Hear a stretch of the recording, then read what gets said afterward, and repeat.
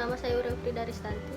Di video kali ini saya akan membahas tentang COVID-19 terhadap perilaku keorganisasian.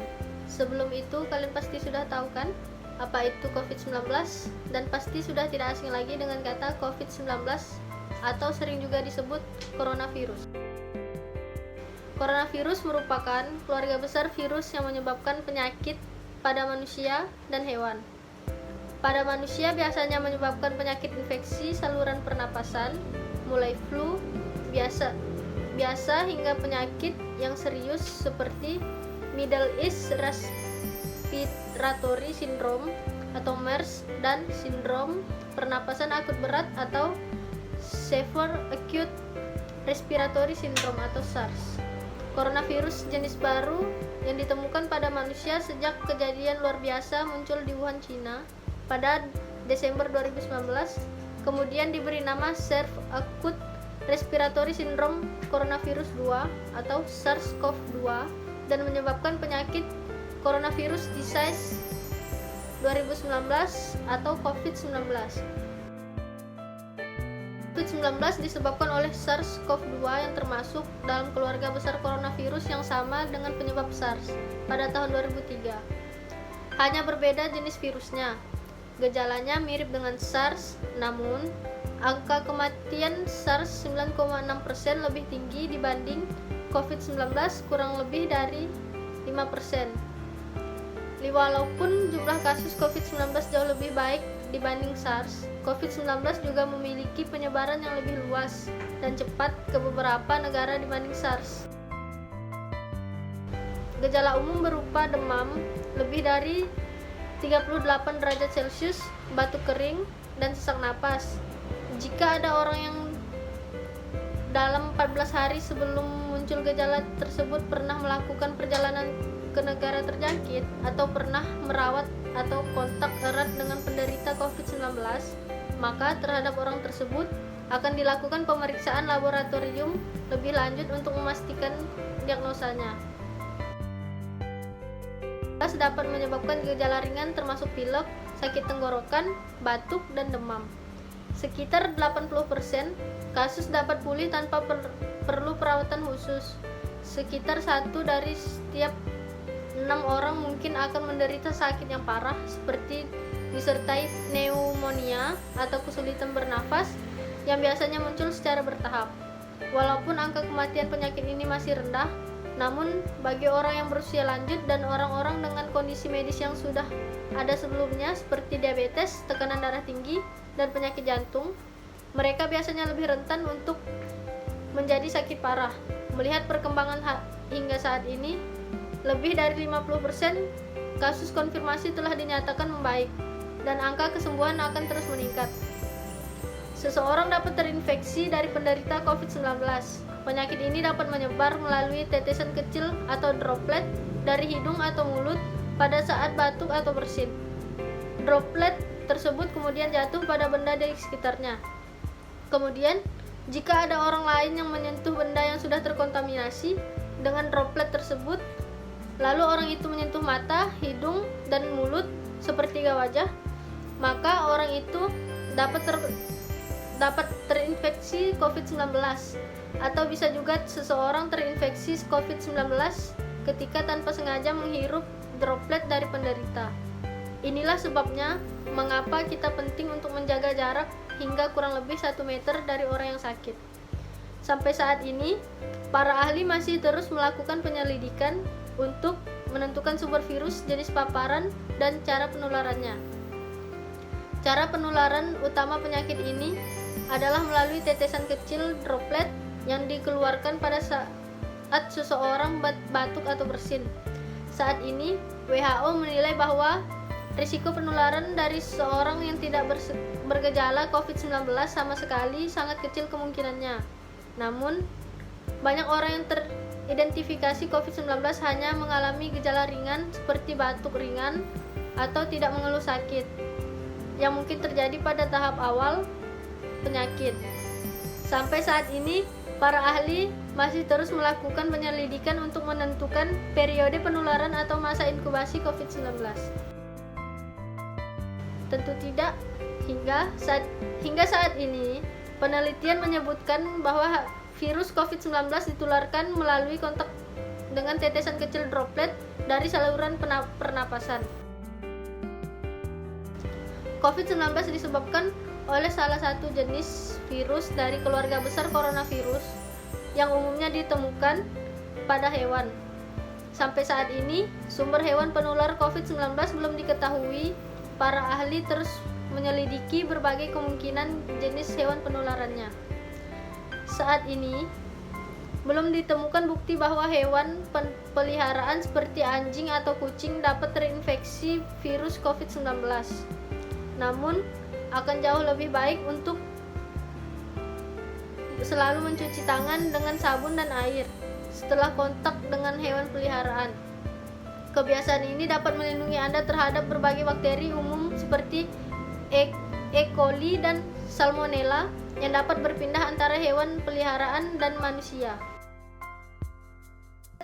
Kita tidak dapat memungkiri bahwa dalam suatu ekosistem lingkungan akan terdapat banyak interaksi berupa hubungan timbal balik antar makhluk hidup ataupun makhluk hidup dengan lingkungannya. Bukan tanpa masalah, adanya interaksi tersebut belakangan menjadi perhatian terutama antar makhluk hidup itu sendiri atau manusia, hewan, dan tumbuhan. Sadarkah kita bahwa banyaknya kemunculan penyakit tersebut disebabkan oleh virus yang bermutasi ketika kita banyak melakukan kontak fisik dengan hewan? Center for Disease Control and Prevention mengakui bahwa kesehatan manusia berhubungan dengan kesehatan hewan dan lingkungan. Bahkan dunia mengalami peningkatan ancaman penyakit menular baru atau dikenal dengan Emerging Infection Disease atau AIDS yang 70% bersifat zoonosis atau menular dari hewan ke manusia. Tak dapat dibiarkan berlalu begitu saja tanpa ada penanganan.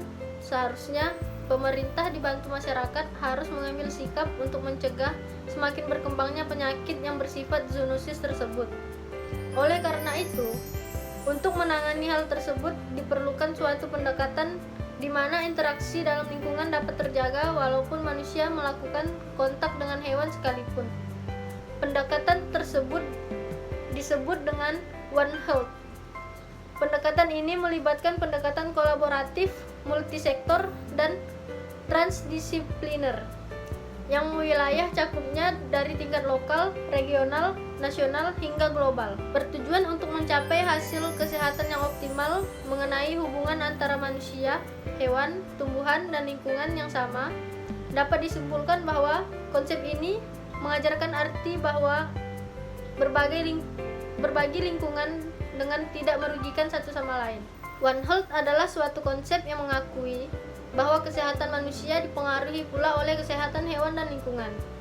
One Health approach bukanlah suatu hal yang baru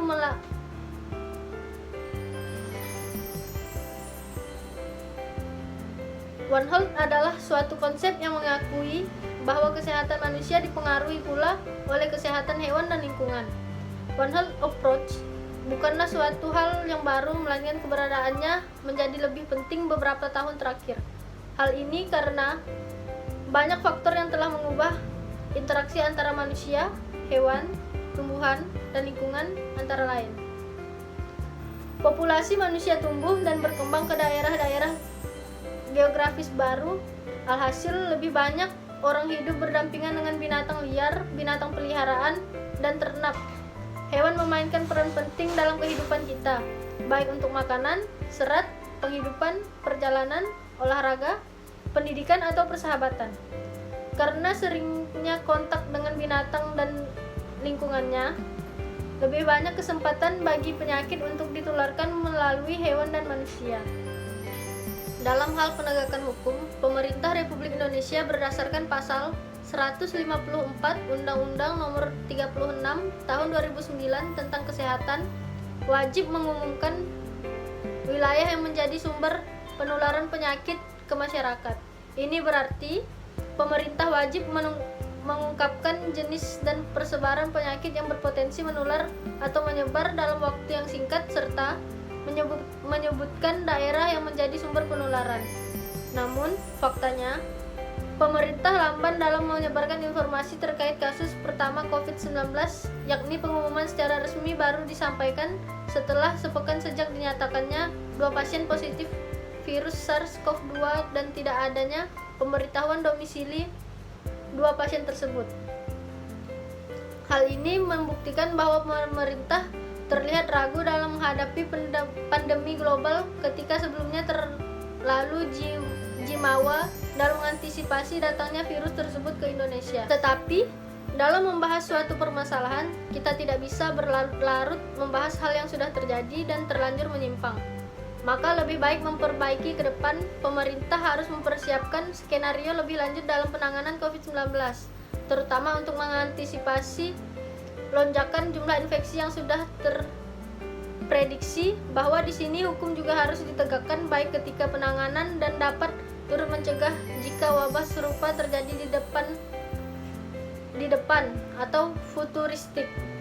Dalam penegakan hukum yang harus dilakukan, mari kita lihat beberapa hal di antaranya. Yang pertama, dasar konstitusional atas jaminan kesehatan. Kesehatan adalah salah satu kebutuhan dasar manusia yang belakangan telah dijamin haknya secara konstitusional. Sesungguhnya, jaminan konstitusi terhadap hak atas kesehatan telah ada sejak masa Konstitusi Republik Serikat atau RIS 1949. Penguasa senantiasa berusaha dengan sungguh-sungguh mengajukan kebersihan umum dan kesehatan rakyat.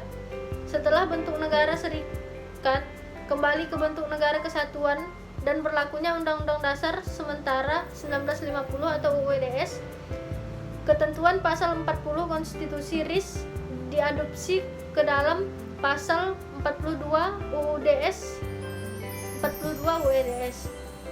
Sejalan dengan itu, Konstitusi World Health Organization atau WHO 1948 telah menegaskan pula bahwa memperoleh derajat kesehatan yang setinggi-tingginya adalah suatu hak asasi bagi setiap orang.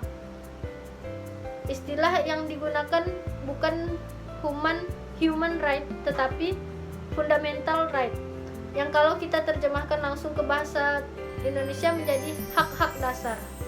Kemudian pada tahun 2000, melalui perubahan kedua Undang-Undang Dasar 1945, kesehatan ditegaskan sebagai bagian dari hak asasi manusia. Dalam pasal 28H ayat 1 dinyatakan bahwa setiap orang berhak hidup sejahtera lahir dan batin, bertempat tinggal, dan mendapat lingkungan hidup yang baik dan sehat, serta berhak memperoleh pelayanan kesehatan. Masuknya ketentuan tersebut ke dalam Undang-Undang Dasar 1945 menggambarkan perubahan paradigma yang luar biasa. Kesehatan dipandang tidak lagi sekedar urusan pribadi yang terkait dengan nasib atau karunia Tuhan yang tidak ada hubungannya dengan tanggung jawab negara, melainkan suatu hukum atau legal right yang tentunya dijamin oleh negara. Yang kedua, tindak lanjut One Health Approach.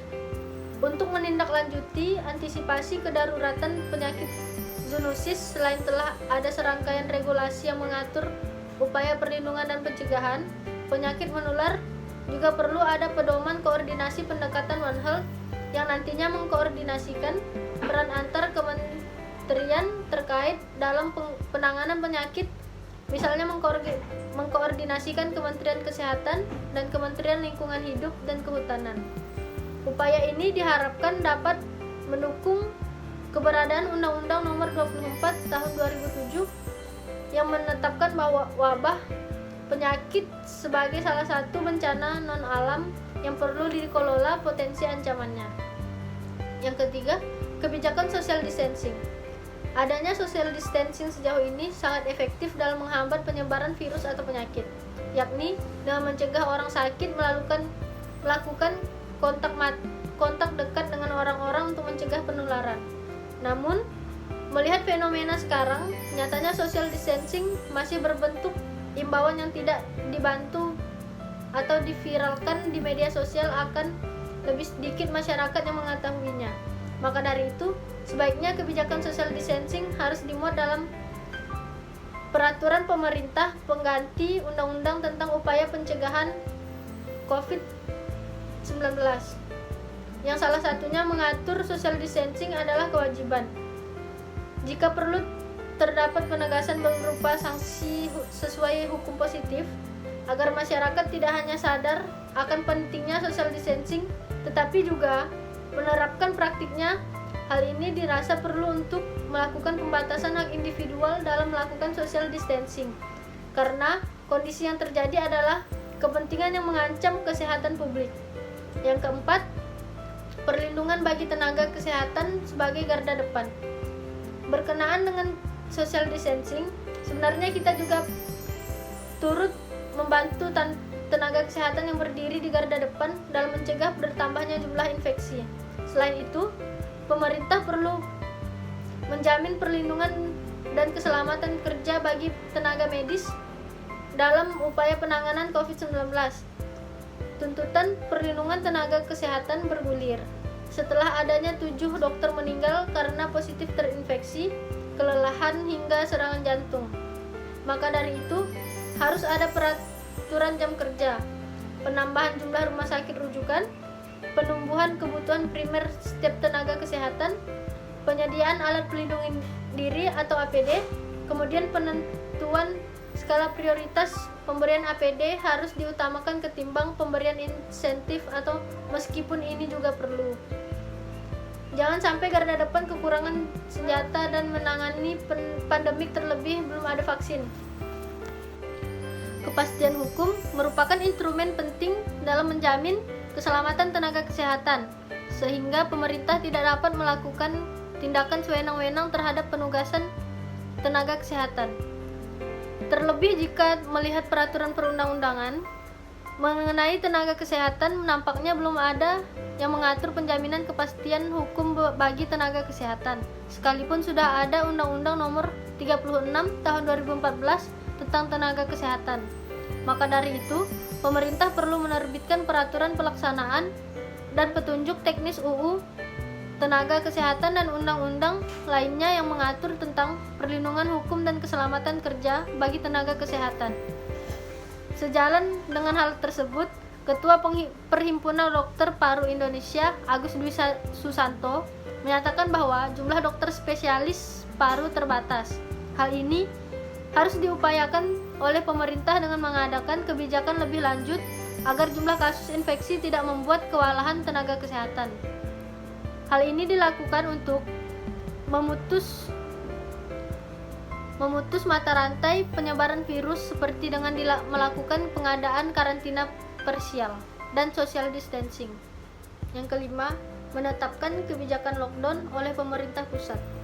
Kewenangan lockdown berdasarkan Undang-Undang Nomor 6 Tahun 2018 tentang kekarantinaan kesehatan merupakan wewenang absolut pemerintah pusat. Dalam pasal 1 ayat 1 dinyatakan bahwa kekarantinaan kesehatan dilakukan untuk mencegah dan menangkal keluar atau masuknya penyakit dan faktor risiko kesehatan masyarakat yang berpotensi menimbulkan kedaruratan kesehatan masyarakat. Maka dari itu, jika ada pemerintah daerah yang merasa daerahnya memiliki situasi kedaruratan dan hendak melakukan lockdown, tentunya hal ini inkonstitusional dan perlu adanya konsul dari kepala daerah dengan pemerintah pusat sebelum mengambil kebijakan terkait.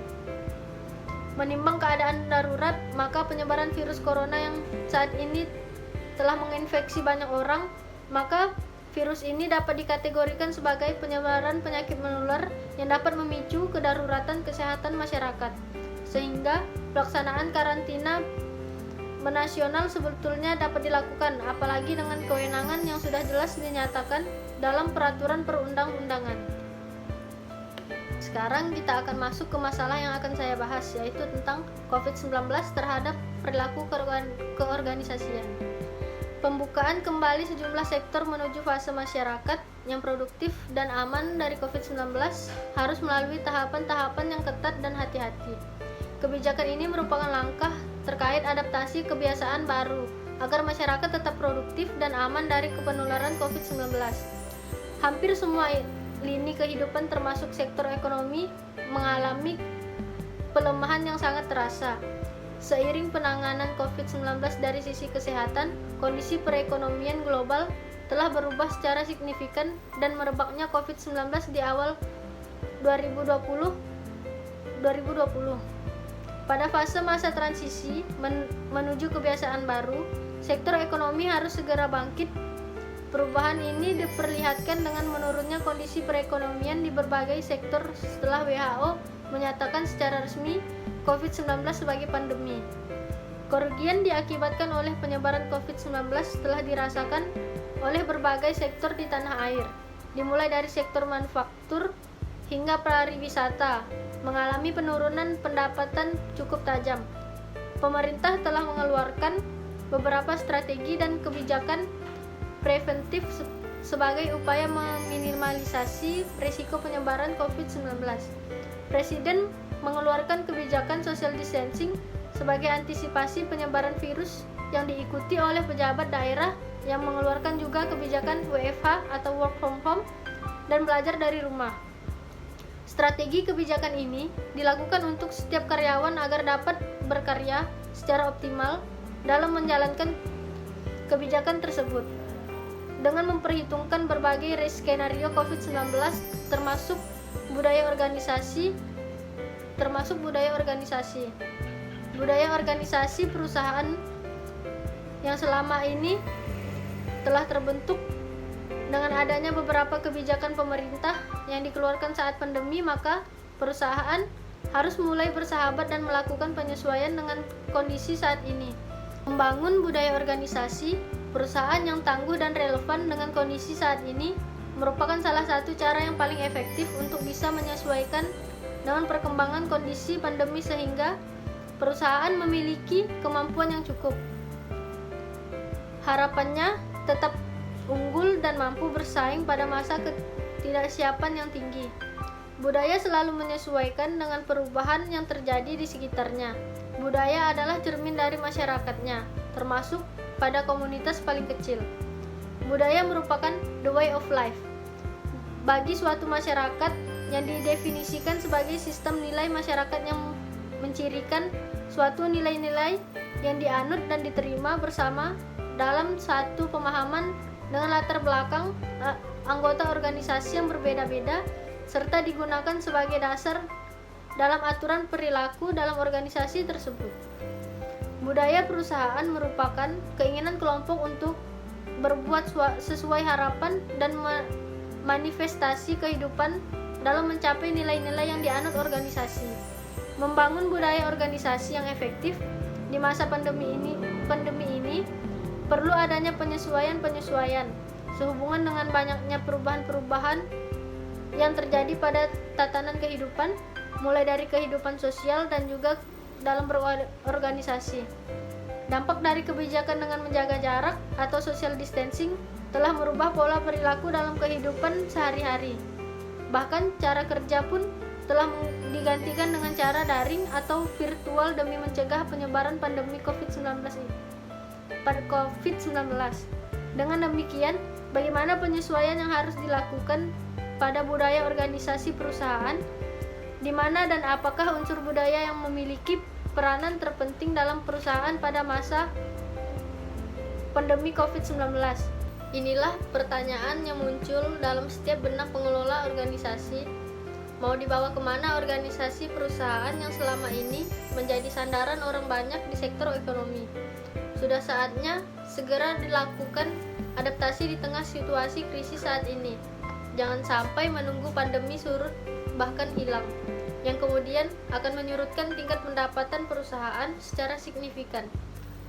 Langkah apa yang harus diambil agar perusahaan tetap survival? Untuk mengatasinya, perusahaan harus mempersiapkan diri dalam menghadapi hal terburuk dengan kemampuan bertahan hidup. Di bawah karakteristik budaya organisasi perusahaan sebagai pijakan. Paling tidak ada 5 karakteristik budaya organisasi perusahaan yang bisa digunakan untuk menganalisis agar perusahaan menjadi tegar menghadapi baik pada saat COVID-19 masih berlangsung maupun pasca COVID-19. Pertama, adanya inovasi dan pengambilan risiko. Berinovasi dan bereksperimen dalam bekerja serta berani mengambil risiko merupakan karakteristik pertama dari budaya organisasi perusahaan.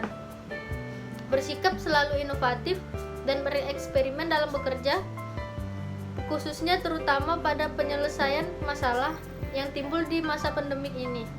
Tujuannya agar perusahaan tetap berinovasi dalam menghasilkan dan mendistribusikan produk serta menata tatanan dalam berorganisasi dengan tetap mengutamakan kesehatan dan keselamatan anggota-anggota organisasi atau karyawan, termasuk anggota keluarganya di rumah. Hal ini perlu diperhatikan karena inovasi tidak akan terbentuk jika karyawan atau anggota organisasi masih khawatir dengan kesehatan dan keselamatan diri sendiri juga anggota keluarganya. Selain itu, karyawan dituntut untuk berani dalam mengambil risiko dengan berdasarkan pada perhitungan pekerja yang tepat dan matang. Kedua, memperhatikan secara mendetail karakteristik budaya organisasi perusahaan, menuntut agar anggota organisasi diminta fokus dan cermat dalam bekerja serta ketepatan dalam menganalisis hasil pekerjaan.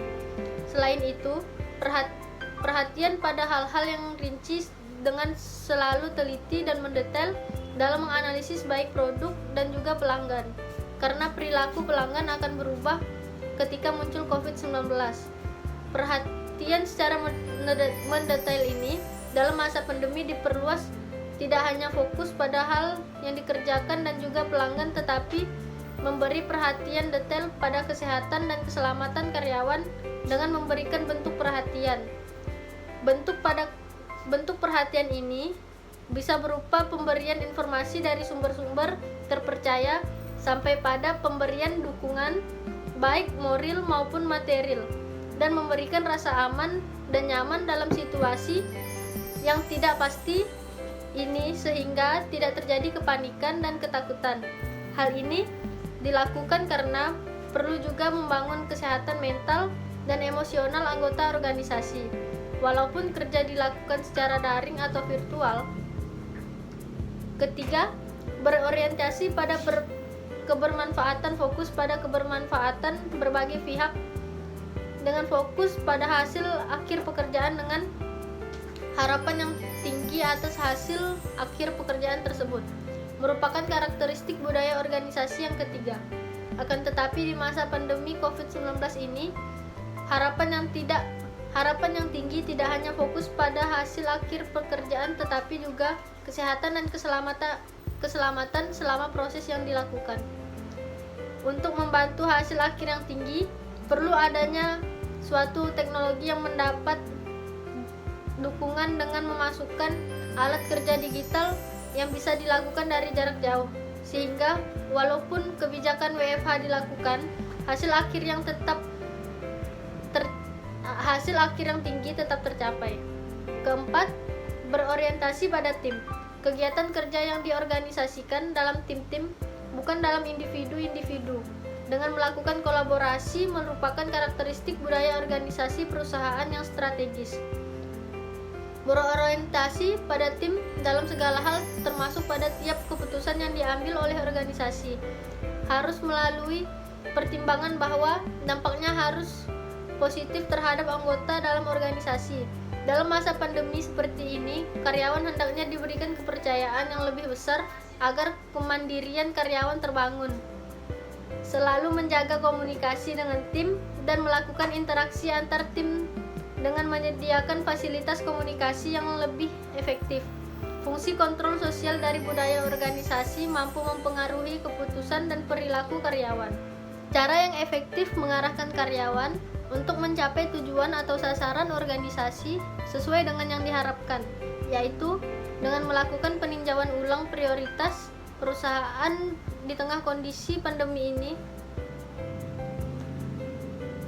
Selanjutnya, pastikan bahwa sasaran dan yang menjadi prioritas utama tersebut tersosialisasikan dan dipahami oleh para karyawan hingga level yang paling bawah.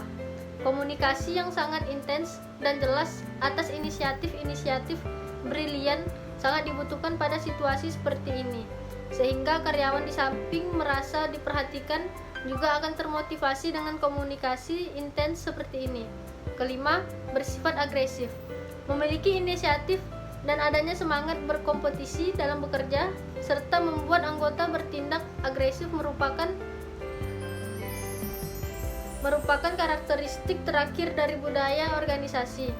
Di masa pandemi COVID-19 ini, tinjau kembali seluruh perspektif biaya, inventaris, pertumbuhan, rencana, dan strategi dari sudut pandang yang berbeda. Evaluasi rencana bisnis dengan menemukan hal-hal yang perlu diperhitungkan dan dipertimbangkan dalam menghadapi masa selama dan pasca pandemi ini. Terapkan strategi yang paling tepat dengan selalu menghormati dan memperkuat hubungan dengan pelanggan agar target pendapatan tetap tercapai dengan memberikan kepuasan pelanggan yang optimal. Tujuannya, keuntungan yang maksimal dapat diperoleh dengan selalu mengikuti protokol kesehatan dan keselamatan, baik di tempat kerja, di jalan, maupun di rumah, yang tidak luput dari pantauan organisasi. Berdasarkan berbagai perubahan tatanan kehidupan, baik personal maupun usaha, maka hendaknya dengan segera membentuk budaya organisasi baru yang sehat, bersih, nyaman, aman, dan menguntungkan. Dengan demikian, di masa pandemi COVID-19, perusahaan mampu bertahan hidup dan menyesuaikan diri dalam pola hidup yang dipedomani protokol kesehatan yang dilakukan untuk memutus mata rantai penyebaran sambil beraktivitas seperti biasa, sehingga keuntungan tetap diraih walaupun di tengah ketidakpastian yang cukup tinggi. Sebenarnya, virus ini bukan termasuk virus dalam kategori bahaya.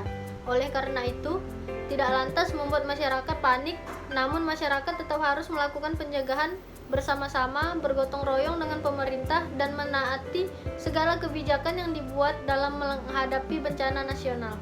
Karena yang perlu ditekankan adalah angka penyebaran dan kematian yang disebabkan oleh virus ini, baik melalui gerakan pencegahan oleh setiap warga negara, usaha yang dilakukan tenaga kesehatan, serta melalui mekanisme penegakan hukum yang sudah ada. Sebagai warga negara dan pendukung kebijakan pemerintah, seharusnya kita dapat menaati segala kebijakan yang telah dikeluarkan oleh pemerintah, karena hal tersebut merupakan kewajiban sebagai warga negara. Sesuai dengan bunyi pasal 27 ayat 1 Undang-Undang Dasar 1945 berbunyi, segala warga negara bersamaan kedudukannya di dalam hukum dan pemerintah dan wajib menjunjung hukum dan pemerintah itu dengan tidak ada kecualinya. Dari sini, kita dapat melihat untuk dapat mencapai suatu tujuan dari kebijakan, maka pemerintah dan warga negara harus bergotong royong dalam mewujudkannya. Sekian video dari saya, semoga dapat bermanfaat bagi kita semua. Jangan lupa jaga kesehatan dan harus selalu tetap cuci tangan, pakai masker, dan jaga jarak. Stay safe everyone.